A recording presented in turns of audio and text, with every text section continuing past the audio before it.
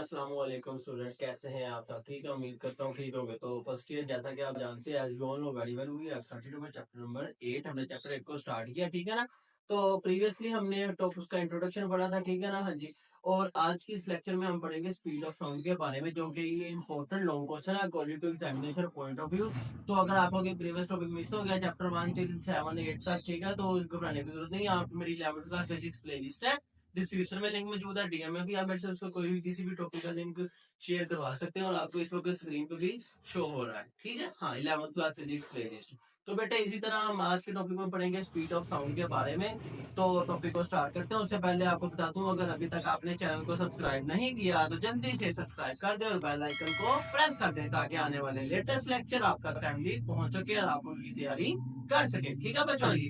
चले वीडियो को स्टार्ट करें। तो बच्चों सबसे पहले हम बात करते हैं कि जो हमारी स्पीड ऑफ साउंड है ना, speed of sound with respect to modulus of elasticity कह लो, कंप्रेसिबिलिटी कह लो, ठीक है, कैन बी फाइंड की जा सकती है using this equation.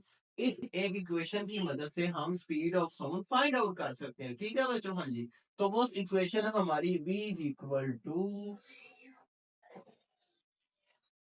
E over rho. अब ये ई क्या है? Modulus of elasticity.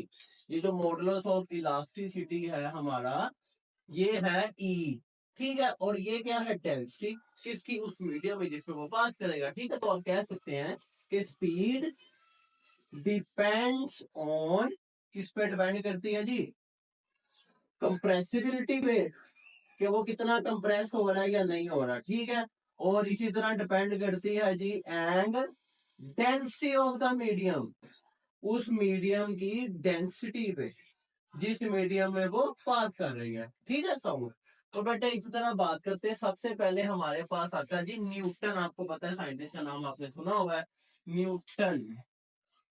न्यूटन ने हमें स्पीड ऑफ साउंड फाइंड करके दिखाई है, ठीक है। न्यूटन व्यू पहले बात कर लेते हैं। न्यूटन का व्यू क्या था इसके बारे में? बेटे जैसा कि आप जानते हैं, आपने बॉयल्स लॉ पढ़ा है, ठीक है। वो क्या था कि PV is equal to constant, के प्रेशर और वॉल्यूम का जो प्रोडक्ट है वो कांस्टेंट के इक्वल है। मतलब प्रेशर इनवर्स है किसके? वॉल्यूम के। जहां प्रेशर बढ़ेगा वहां वॉल्यूम कम होगा।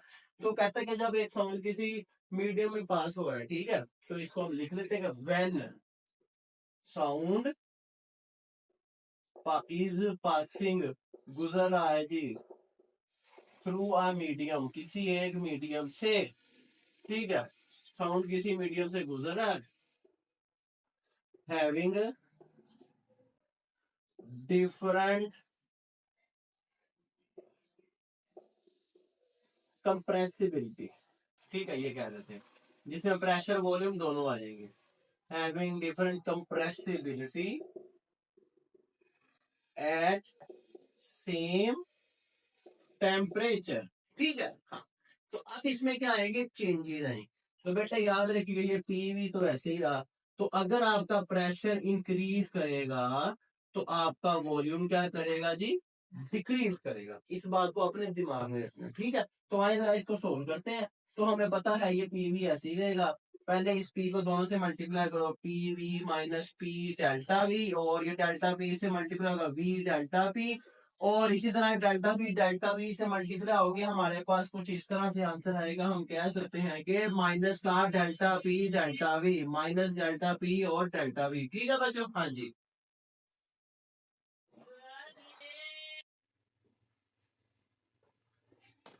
जी, तो बेटा ये पी भी इधर आके माइनस हो जाएगा, और इनको हम एज इट इज लिख देते हैं फिलहाल, minus P delta V plus V delta P. और बेटा जी ये जो डेल्टा पी और डेल्टा वी है ना, इसको हम क्या करेंगे बच्चों? निगलेक्टेड। हम बोलेंगे कि डेल्टा पी बहुत स्मॉल है, डेल्टा वी वी भी बहुत स्मॉल है, और इनका प्रोडक्ट और ज्यादा स्मॉल हो जाएगा, ठीक है ना। तो ये इज वेरी वेरी स्मॉल, ठीक है। तो आप कह सकते हैं we can neglect it, so neglect it, इसको हम निग्लेक्ट कर देंगे, ठीक है बच्चों। हाँ जी, तो इस तरह पीछे हमारे पास ये 3 टर्म बचे। तो यहाँ पर देखिए ये माइनस होके 0 बचेगा, और ये minus P delta V plus V delta P आ गया इधर। तो अब ये देखें ये माइनस की टर्म इधर आगे क्या हो जाएगी बच्चों, प्लस हो जाएगी। तो ये बना P delta V is equal to V delta P. और यहाँ से अगर हम इस पी की वैल्यू फाइंड आउट करें तो ये डेल्टा बी उधर जाके क्या हो जाएगा बच्चों, डिवाइड हो जाएगा, ठीक है। हाँ जी, तो ये देखें P is equal to V delta P over, ये डेल्टा वी इधर आके डिवाइड होगा, तो ये डेल्टा वी इधर आके डिवाइड हो गया। और ये जो ये वाला वी है इसको हम इसके नीचे लिख सकते हैं डबल ओवर लगा के, मतलब ये देखें V P is equal to ये डेल्टा वी ऐसे ही, ये डेल्टा वी भी ऐसे ही, और इस वी को मैं इस तरह लिख दूंगा इसके नीचे ओवर के साथ वी, तो आपको पता है ऐसे डबल ओवर में लिख सकते हैं, ठीक है। हाँ, तो आपको पता है ये क्या है, प्रेशर, जिसको आप स्ट्रेस भी कह सकते हैं, ठीक है ना। हाँ, स्ट्रेस और प्रेशर दोनों तकरीबन सेम है, force FP per unit area. और ये हमारा स्ट्रेन है, वॉल्यूमेट्रिक टेंसाइल स्ट्रेन है, तो इनमें रेशो क्या क्या कहलाता है, मॉडुलस ऑफ इलास्टिसिटी कहलाता है, ठीक है। आपने यंग मॉडुलस 9th क्लास में पढ़ा था, रेशो बिटवीन स्ट्रेस और टेंशन स्ट्रेन।